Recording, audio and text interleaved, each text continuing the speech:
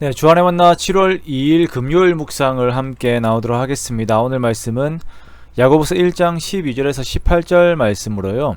진리의 말씀으로 우리를 낳으셨느니라 라고 하는 제목으로 함께 묵상을 나오도록 하겠습니다. 어제 이어 오늘도 시험에 대한 내용을 함께 나오도록 하겠습니다. 우리가 시험에 대해 분류할 때에 시련, 유혹, 테스트로 나누곤 합니다. 각각 성격이 다르고 그 시험이 주어지는 목적들도 조금씩 다릅니다만 이것이 또한 복합적으로 다가오기도 하고 이 시험의 과정이나 결과가 이제 마음적, 육체적 고통 혹은 영적 능력의 저하 등의 내용들을 동반하기 때문에 시험을 좋아하는 사람들은 없습니다. 그러기에 사람들은 시험이 오면 꼭 그 원인을 찾고자 합니다. 그래야 시험이라고 하는 현상에 직면할 수 있다고 생각을 하는 것입니다. 오늘의 시험도 이러한 내용의 연장선인데요. 오늘 말하는 시험은 유혹에 가깝습니다. 즉 아무런 까닭 없이 주어진 시련이나 내가 하나님의 말씀에 순종함으로 오는 고난이 아닌 내 속에 있는 죄로 인하여 시작하는 유혹과 그에 대한 결과에 대한 것이에요. 초대교회 당시에도 그렇지만 오늘날도 이렇게 묻는 사람들이 있습니다. 가룟 유다에 대해서 말을 할 때에 가룟 유다 역시 하나님의 계획에 쓰임을 받은 것이 아닌가, 그러므로 그도 역시 그의 배신의 행위에 있어서 하나님께 인정을 받아야 하는 것이 아닌가 하는 질문을 던진 사람들이 있습니다. 일반적인 기독교인들이라면 이러한 발언에 대해 생각을 진행하지 않으려 합니다. 그런데 상당수 또한 내가 짓는 죄에 대한 원인을 하나님께 돌리는 경우들이 많이 있다는 것이 또한 우리들의 문제입니다. 이것은 하나님에 대한 잘못된 지식과 세계관에 근거합니다. 우리가 성경적 세계관과 이 세상에서 만든 세계관을 혼돈해서는 안 됩니다. 우리가 역사를 영어로 표기할 때 히스토리라고 표기를 하지요. 하나님의 이야기예요. 그러나 여기에 다른 이야기들을 만들면서 이상한 그 역사로 사람들을 혼돈스럽게 합니다. 이것이 이제 세계관 전쟁입니다. 가령 이제 야고보서가 쓰여질 당시에는 그리스 신화가 여전히 이들의 사고를 지배하고 있었어요. 많은 신들이 있고 신들의 장난과 신들의 일탈, 신들의 싸움 등이 인간 세계에 영향을 미친다고 생각을 했었죠.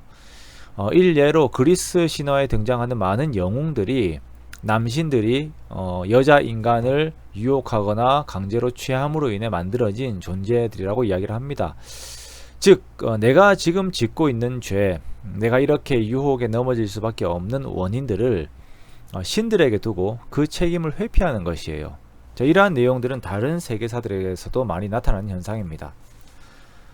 그러다 보니 그리스도인들이 하나님에 대해 인식을 할 때에도 내가 짓고 있는 죄가 하나님의 계획에 의해 어쩔 수 없이 진행되는 것으로 여기고 하나님께 그 원인을 돌리는 경우들이 많이 있는 것이에요.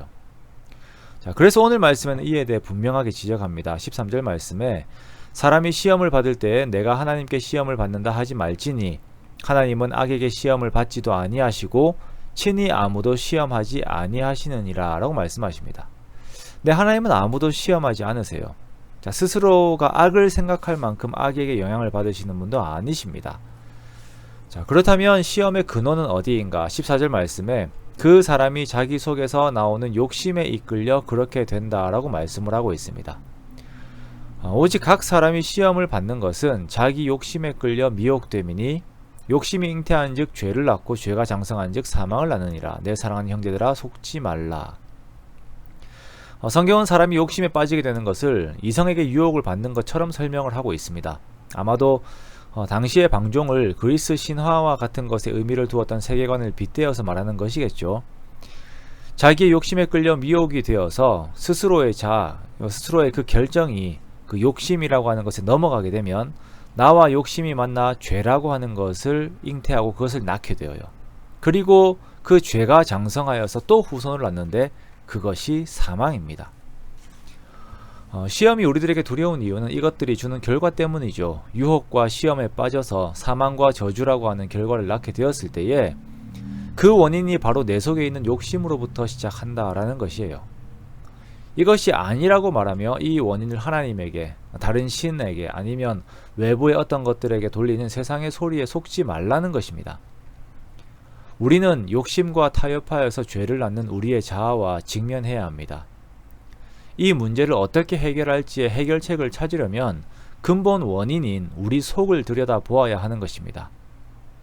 그러나 우리가 예수 그리스도를 영접하기 전에는 허물과 죄로 죽었던 자들이죠. 자, 그러면 이러한 상황에서 하나님은 어떤 분이신가?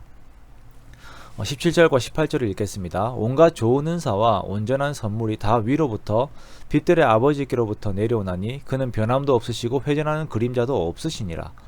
그가 그 피조물 중에 우리로 한 첫 열매가 되게 하시려고 자기의 뜻을 따라 진리의 말씀으로 우리를 낳으셨느니라. 자, 이 두 구절에서 하나는 하나님의 속성, 두 번째는 하나님의 선하신 섭리 가운데 우리에게 주신 보다 구체적인 은혜를 말씀을 하고 있습니다. 먼저는 하나님은 우리에게 주시는 분이신데 무엇을 주시느냐? 온갖 좋은 은사와 온전한 선물을 주세요. 하나님께서 그 해를 악인과 선인에게 비추시며 비를 의로운 자와 불의한 자에게 내리십니다. 우리가 삶을 살아갈 수 있는 온갖 선한 선물들을 하나님께서 제공하세요. 변함도 없으시고 회전하는 그림자도 없으시며 항상 진리 가운데 질서의 근원이 되십니다. 그리스 신화의 신들을 보면 그냥 인간과 똑같아요. 자기 감정대로 행동합니다. 그러나 하나님은 그런 분이 아니십니다.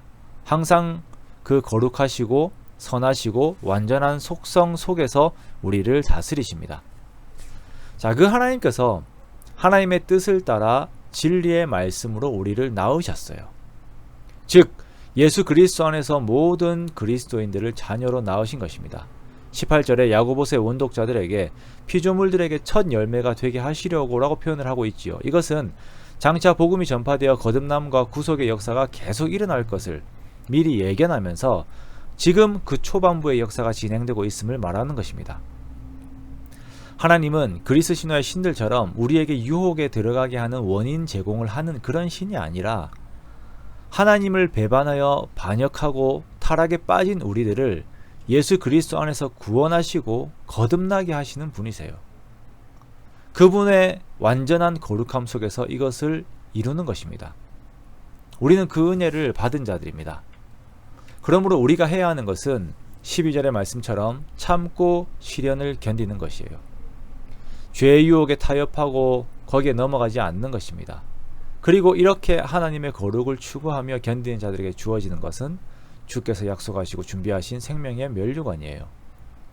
하나님의 속성으로 가득한 그 상급을 우리가 받게 되는 것입니다. 사랑하는 성도 여러분, 그렇기 때문에 우리가 죄를 추구하며 하나님의 핑계를 대고 변명하는 그런 태도를 가지지 않기 원합니다. 혹시나 그런 태도가 있다면 버리기 원합니다. 죄와 타협하며 하나님께서 주신 은총과 사람들에게 원인을 돌리는 그런 태도를 버리기 원합니다. 온전히 나를 직시하고 그런 나를 위해 죽으시고 부활하신 나를 구원하신 하나님의 거룩을 추구하는 저와 여러분이 되시기 원합니다. 사람의 마음이 추구되는 방향을 경향이라고 하죠. 오늘을 살면서 우리의 마음에 주어지는 경향이 하나님의 거룩의 속성을 따르기 원합니다. 성령의 이끄심을 따라 하나님께서 기뻐하시는 것에 내 마음이 머무는 그런 삶을 살기 원합니다. 오늘 우리들에게 주어지는 이 귀한 하루가 그렇게 하나님 앞에 드려지는 거룩한 삶의 제사가 되기를 주님의 이름으로 축원합니다.